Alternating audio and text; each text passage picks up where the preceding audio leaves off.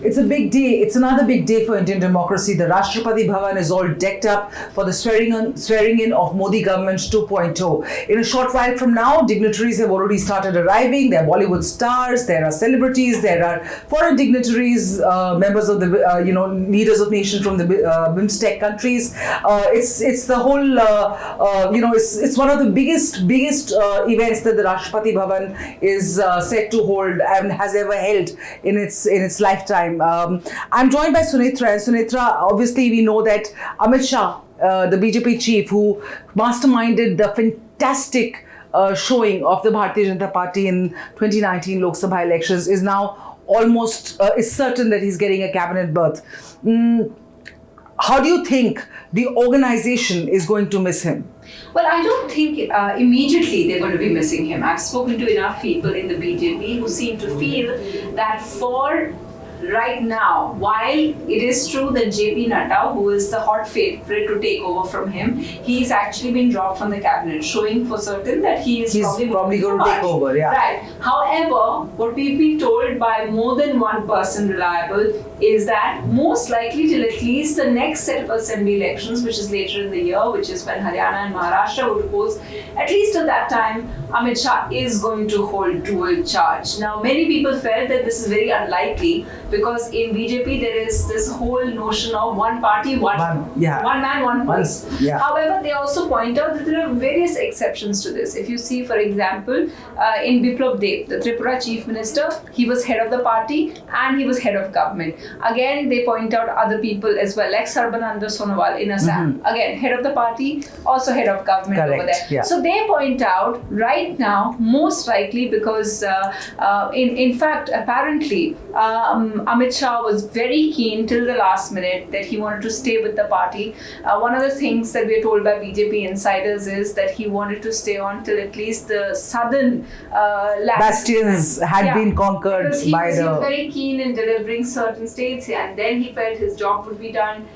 His tenure in BJP is expected to go on for quite some time till December. There could have been an extension, but in the long meetings that took place in the run-up to the selection at that time, it seems the Prime Minister convinced him that he should be in cabinet. Now, of course, we have to see, we don't have word yet about which portfolio, but he's actually sitting with the front runner for finance. Yes, especially because Arun Jaitley himself has been unwell, and he himself said that he's not going to be a party to the new government and he cannot hold that portfolio anymore. But coming to the finance ministry, obviously that is finance and home were the two ministries that people had been talking about. Obviously, if Amit Shah gets finance, that means Rajnath Singh will probably retain home. But what is Amit Shah's, obviously there is a lot of work to be done at the organizational level, and you yourself said that Amit Shah has been very keen to stay on with the party, especially the Mission 2024, where they want to, make inroads into Tamil Nadu, into Kerala, which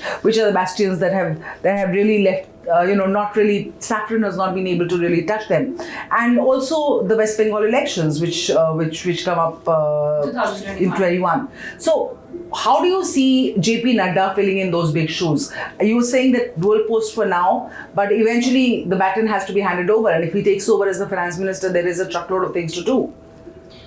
Well, of course, yes. But I think in a way, a lot of the decisions, whether he was still in the party, a lot of the decisions in government were also Amit Shah was still playing a crucial role. Okay. So that doesn't change. If you speak to anyone in the BJP, it's always been that the big two, Amit Shah and Narendra Modi, have been taking most of the decisions. So that doesn't really change. I think for the change, if you think for the change, is the fact that Amit Shah now officially enters the government. So for the bureaucrats, it's their first interaction with Amit Shah, the manager. He's really going to be managing the and he is like, look at what he's known for. He's known for strategy. He's known for doing whatever it takes in being kind of ruthless I've been hearing lots of stories about him, especially because in a look back and what really got BJP won them the election, and they point out things like, for example, he doesn't look at the fact that BJP's been inducting a lot of people into their fold, and many people pointed out, one BJP leader was telling me they objected to Amit Shah and said that, this person was throwing stones at us. We shouldn't take him into the party. And Amit Shah apparently told him that, well, if he comes our side, then he will only give you a garland. No, he will no longer throw stones at you. He insisted on and had his way. That's right. This was a Bengal leader, of course, and this is how they examined. So Amit Shah has unconventional ways. So it's interesting. It'll be for journalists. It's going to be a great story discovering, the kind of strategy, how he is in the if it is the finance minister, any form of government, how the cabinet changes or how government changes. I think many people are thinking that Modi 2.0, that this Modi government part 2 is not going to be that different. Well, I think just by doing this from the word go. Exactly. It is going to be hugely different in that sense. So obviously he's going to be part of the Cabinet Committee of Security. Other members of the Cabinet Committee of Security like Rajnath Singh and Sushma Swaraj, and they are obviously set to hold their places. Well, yes. Still now we haven't heard any kind of change. Sushma Swaraj, many people perhaps thought the fact that she's no longer in Lok Sabha, will she stay in? Well, it shows there. But what's exciting is the fact that we have some interesting technocrats coming in. I beg your pardon, bureaucrats coming in. S. Jaishankar, who had gone away to be in the corporate sector, he makes a return to government as a minister. It looks likely that he most probably will have the Ministry of External Affairs, something that he is, he has an expertise on. And plus also helps Sushma Swaraj, who's been keeping largely unwell. So what is interesting to note is, will V.K. Singh, who used to be MOS in External Affairs, will he then get something else, or will he be dropped altogether? So lots of ifs and buts which should be clarified in a few hours from now. I'm not going to take much of your time, Sunetra. Thank you so much. Just as a parting thing, what do you think of JP Nadda as a person who can fill in Amit Shah's shoes? Well, he is old world ABVP. One of the things that we learned about JP Nadda is that he's very, very cadre based. He's from ABVP to such an extent that he married someone who's also from ABVP. Okay. So he's one of those very, very old school, risen up through the ranks kind of person.